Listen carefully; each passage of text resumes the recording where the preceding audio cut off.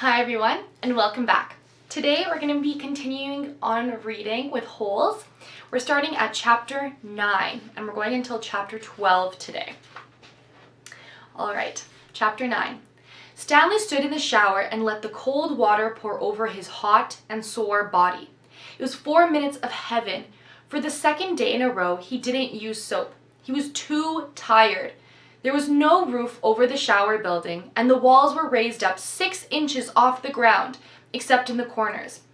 There were no drains in the floor. The water ran out under the floors and evaporated quickly in the sun. He put on his clean set of orange clothes. He returned his tent and his dirty clothes in his crate, got out his pen and box of stationery, and headed to the rec room. A sign on the door said Rec Room, spelled W-R-E-C-K. Nearly everything in the room was broken. The TV, the pinball machine, the furniture. Even the people looked broken, with the worn-out bodies sprawled over the various chairs and sofas. X-Ray and Armpit were playing pool. The surface of the table reminded Stanley of the surface of the lake. It was full of bumps and holes because so many people had carved their initials into the felt. There was a hole in the far wall. An electric fan had been placed in front of it. Cheap air conditioning. At least the fan worked. As Stanley made his way across the room, he tripped over an outstretched leg. "Hey, watch it!" said an orange lump on a chair. "You watch it," muttered Stanley, too tired to care. "What'd you say?" the lump demanded. "Nothing," said Stanley. The lump rose. He was almost as big as Stanley and a lot tougher. "You said something?" He poked his fat finger in Stanley's neck. "What'd you say?" A crowd quickly formed around them. "Be cool," said X-Ray. He put his hand on Stanley's shoulder. "You don't want to mess with the caveman," he warned. "The caveman's cool," said Armpit. "I'm not looking for trouble," said Stanley. "I'm just tired, that's all." The lump grunted. X-Ray and Armpit led Stanley over to a couch. Squid slid over to make room as Stanley sat down. "Did you see the caveman back there?" X-Ray asked. "The caveman's one tough dude," said Squid, and he lightly punched Stanley's arm. Stanley leaned back against the torn vinyl upholstery. Despite his shower, his body still radiated heat. "I wasn't trying to start anything," he said. The last thing he wanted to do after killing himself all day on the lake was to get in a fight with a boy called the Caveman. He was glad X-Ray and Armpit had come to his rescue. "Well, how'd you like your first hole?" asked Squid. Stanley groaned and the other boys laughed. "Well, the first hole's the hardest," said Stanley. "No way," said X-Ray. "The second hole's hard, a lot harder. You're hurting before you even get started. If you think you're sore now, just wait and see how you feel tomorrow morning, right?" "That's right," said Squid. "Plus the fun's gone," said X-Ray. "The fun?" asked Stanley. "Don't lie to me," said X-Ray. "I bet you always wanted to dig a hole, right? Am I right?" Stanley had never really thought about it before, but he knew better than to tell X-Ray he wasn't right. "Every kid in the world wants to dig a hole, a great big hole," said X-Ray. "To China, right?" "Right," said Stanley. "See what I mean?" said X-Ray. "That's what I'm saying. But now the fun's gone, and you still gotta do it again and again and again." "Camp, fun, and games," said Stanley. "What's in the box?" asked Squid. Stanley had forgotten he had brought it. Paper. I was gonna write a letter to my mom." "Your mother?" laughed Squid. "She'll worry if I don't." Squid scowled. Stanley looked around the room. There was one place in camp where the boys could enjoy themselves. And what did they do? They wrecked it. The glass on the TV was smashed, as if someone had put his foot through it. Every table and chair seemed to be missing at least one leg. Everything leaned. He waited to write the letter until after Squid had gotten up and joined the game of pool. Dear Mom, today was my first day at camp, and I've already made some friends. We've been out on the lake all day, so I'm pretty tired. Once I pass the swimming test, I'll get to learn how to water ski. He stopped writing as he became aware that somebody was reading over his shoulder. He turned to see Zero standing behind the couch. I don't want her to worry about me, he explained. Zero said nothing. He just stared at the letter with a serious, almost angry look on his face. Stanley slipped it back into his stationery box. Did the shoes have red X's on the back? Zero asked him. It took Stanley a moment, but then he realized Zero was asking about Clyde Livingston's shoes. Yes, they did, he said. He wondered how Zero knew that. Brand X was a popular brand of sneakers. Maybe Clyde Livingston had made a commercial for them. Zero stared at him for a moment with the same intensity with which he had been staring at the letter. Stanley poked his finger through a hole in the vinyl couch and pulled out some stuffing. He wasn't aware of what he was doing. Come on, Caveman, dinner, said Armpit. You coming, Caveman? Said Squid. Stanley looked around to see that Armpit and Squid were talking to him. Sure, he said. He put the pieces of stationery back into the box, then got up and followed the boys out to tables. The lump wasn't the caveman. He was. He shrugged his left shoulder. It definitely was better than Barf Bag. Chapter 10. Stanley had no trouble falling asleep, but morning came much too quickly. Every muscle and joint in his body ached as he tried to get out of bed. He didn't think it was possible, but his body hurt more than it did the day before. It wasn't just his arms and back, but his legs, ankles, and waist also hurt. The only thing that got him out of bed was knowing that every second he wasted meant he was 1 second closer to the rising of the sun. He hated the sun. He could hardly lift his spoon during breakfast, and then he was out on the lake. His spoon was replaced by a shovel. He found a crack on the ground and began his second hole. He stepped on the shovel blade and pushed on the very back of the shaft with the base of his thumb. This hurt less than trying to hold the shaft with his blistered fingers. As he dug, he was careful to dump the dirt far away from the hole. He needed to save the area around the hole for when the hole was much deeper. He didn't know if he'd ever get that far. X-ray was right. The second hole was the hardest. It would take a miracle. As long as the sun wasn't out yet, he removed his cap and used it to help protect his hands. Once the sun rose, he would have to put it back on his head. His neck and forehead had been badly burned the day before. He took it one shovelful at a time and tried not to think of the awesome task that lay ahead. After an hour or so, his sore muscles seemed to loosen up a bit. He grunted as he tried to stick his shovel into the dirt. His cap slipped out from under his fingers and the shovel fell free. He let it lie there. He took a drink from his canteen. He guessed that the water truck should be coming soon, but he didn't finish all the water, just in case he was wrong. He'd learned to wait until he saw the truck before drinking the last drop. The sun wasn't yet up, but its rays arced over the horizon and brought light into the sky. He reached down to pick up his cap, and there next to it saw a wide, flat rock. As he put his cap on his head, he continued to look down at the rock. He picked it up.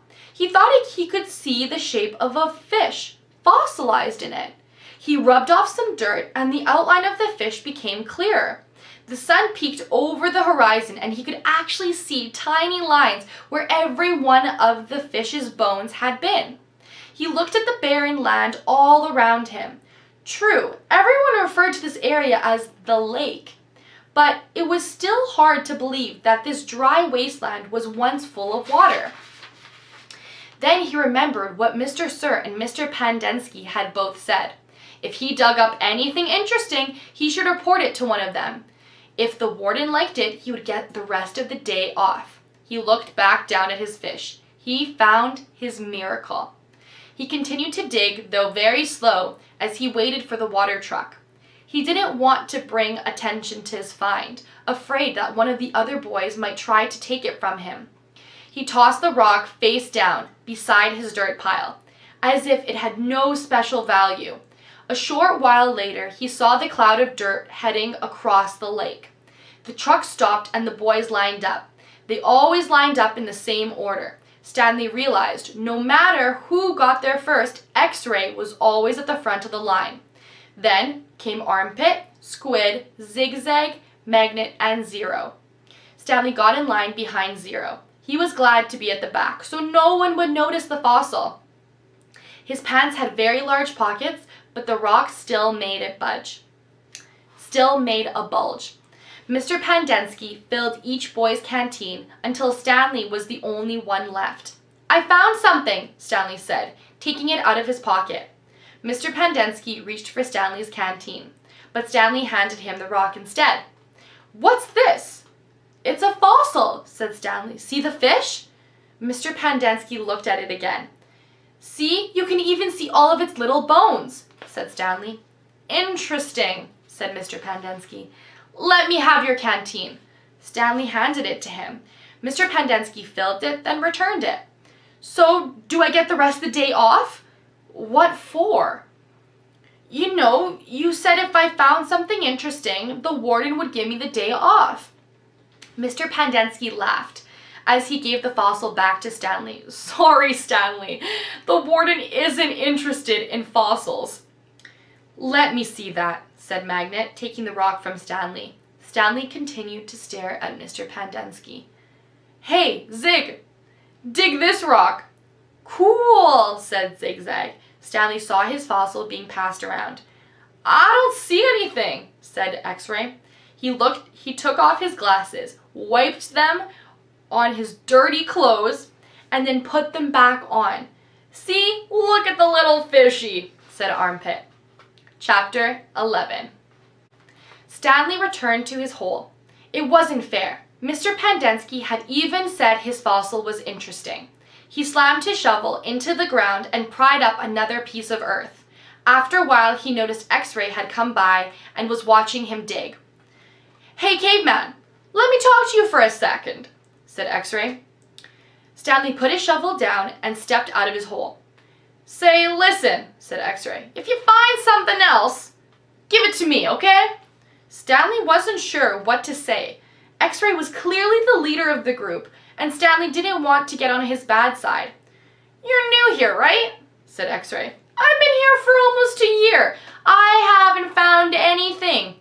You know, my eyesight ain't so good. No one knows this, but, you know why my name's X-Ray?" Stanley shrugged one shoulder. "It's Pig Latin for Rex. That's all. I'm too blind to find anything." Stanley tried to remember how Pig Latin worked. X-Ray went on. "Why should you get the day off when you've only been here for a couple of days? If anybody gets a day off, it should be me. That's only fair, right?" "I guess," Stanley agreed. X-Ray smiled. "You're a good guy, caveman." Stanley picked up his shovel. The more he thought about it, the more he was glad that he agreed to let X-Ray have anything he might find. If he was going to survive Camp Green Lake, it was far more important that X-Ray think he was a good guy than it was for him to get a day off. Besides, he didn't expect to find anything anyway. There probably wasn't anything of interest out there. And even if there was, he'd never been what you call lucky. He slammed his blade into the ground, then dumped out another shovelful of dirt. It was a little surprising, he thought, that X-Ray was the leader of the group, since he obviously wasn't the biggest or the toughest. In fact, except for Zero, X-Ray was the smallest. Armpit was the biggest. Zigzag may have been taller than Armpit, but that was only because of his neck. Yet Armpit and all of the others seemed to be willing to do whatever X-Ray asked of them. As Stanley dug up another shovel full of dirt, it occurred to him that Armpit wasn't the biggest. He, the caveman, was bigger. He was glad they called him Caveman.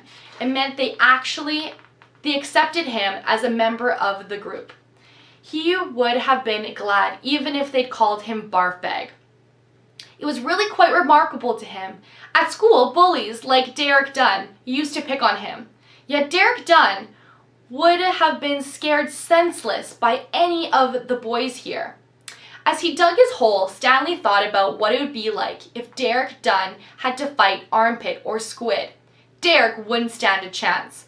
He imagined what it would be like if he became good friends with all of them. And then, for some reason, they all went to his school. And there Derek Dunn tried to steal his notebook. "Just what do you think you're doing?" asked Squid as he slams his hands into Derek Dunn's smug face. "Caveman's our friend," says Armpit, grabbing him by the shirt collar. Stanley played the scene over and over again in his mind, each time watching another boy from Group D beat up Derek Dunn.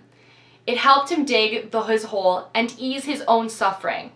Whatever pain he felt was being felt 10 times worse by Derek. Chapter 12. Again, Stanley was the last one to finish digging. It was late afternoon when he dragged himself back to the compound. This time, he would have accepted a ride on the truck if it was offered.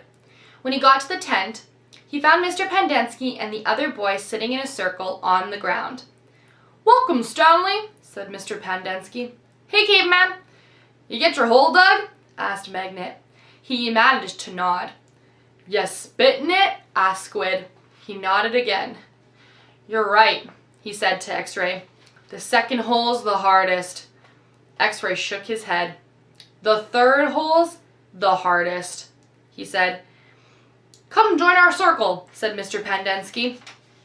Stanley plopped down between Squid and Magnet. He needed to rest up before taking a shower. "We've been discussing what we want to do with our lives," said Mr. Pendensky. "We're not going to be at Camp Green Lake forever. We need to prepare for the day we leave here and join the rest of society." "Hey, that's great, Mom," said Magnet. "They're going to finally let you out of here?" The other boys laughed. "Okay, Jose," said Mr. Pendensky. "What do you want to do with your life?" "I don't know," said Magnet. "You need to think about that," said Mr. Pendensky. "It's important to have goals. Otherwise, you're going to end up right back here in jail." "What do you like to do?" "I don't know," said Magnet. "You must like something," said Mr. Pendensky. "I like animals," said Magnet. "Good," said Mr. Pendensky. "Does anyone know of any jobs that involve animals?" "Veterinarian," said Armpit. "That's right," said Mr. Pendensky. "He could work in a zoo," said Zigzag. "He belongs in the zoo," said Squid. Then he and X-Ray laughed. "How about you, Stanley? Any ideas for Jose?" Stanley sighed. "Animal trainer?" he said. "Like for the circus or movies or something like that?" "Any of those jobs sound good to you, Jose?" asked Mr. Pendensky. "Yeah, I like what Caveman said about, training animals for movies. I think that would be fun to train monkeys." X-Ray laughed. "Don't laugh, Rex," said Mr. Pendensky. "We don't laugh at people's dreams. Someone is going to have to train monkeys for the movies." "Who are you kidding, Mom?" said Astro X-Ray. "Magnet's never going to be a monkey trainer." "You don't know that," said Mr. Pendensky. "I'm not saying it's going to be easy, but nothing in life is easy.